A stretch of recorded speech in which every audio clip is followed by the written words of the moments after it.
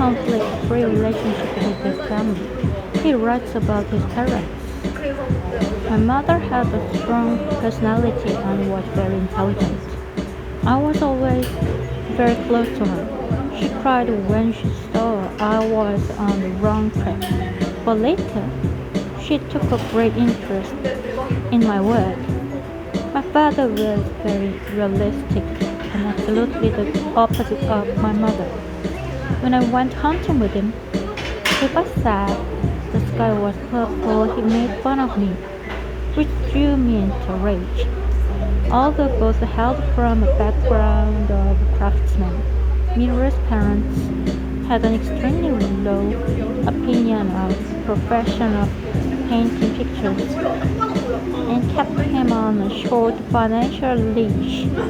Miro remembers his sister fondly because she slipped him money when he didn't have a cent to buy paint.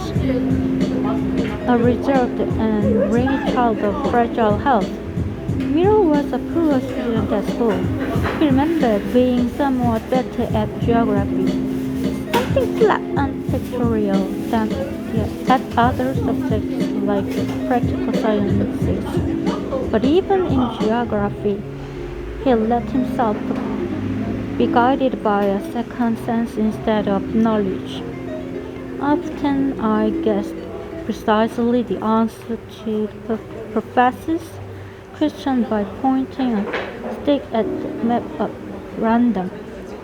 Miro started drawing classes at the age of 7. During a very same year, he began what became an annual trip to his grandparents, thus exchanging the city of Barcelona for more venture, Catalan surroundings.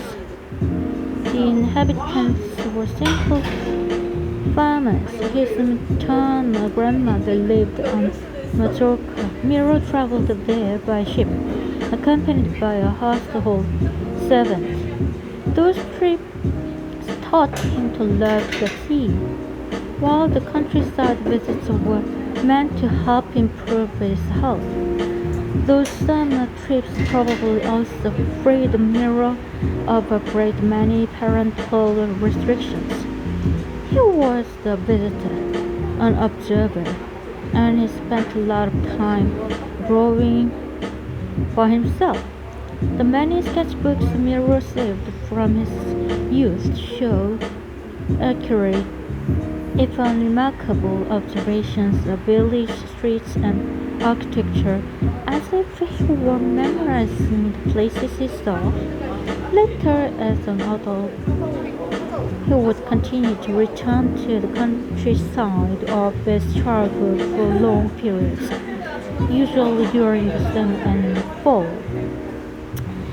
In 1907, when Miro was only 14 years old, the question of his future career loomed against the horizon line marked by the unsuccessful end of his secondary schooling. His father firmly suggested business classes. He attended them, but he also simultaneously attended the famous art academy, La Escuela de la Lonia, where Picasso's father had taught and Picasso himself had been briefly enrolled 9 years earlier. Unlike Picasso, who had already mastered the techniques of academic painting with amazing ease at some age, Miro was still a raw beginner showing no particular promise.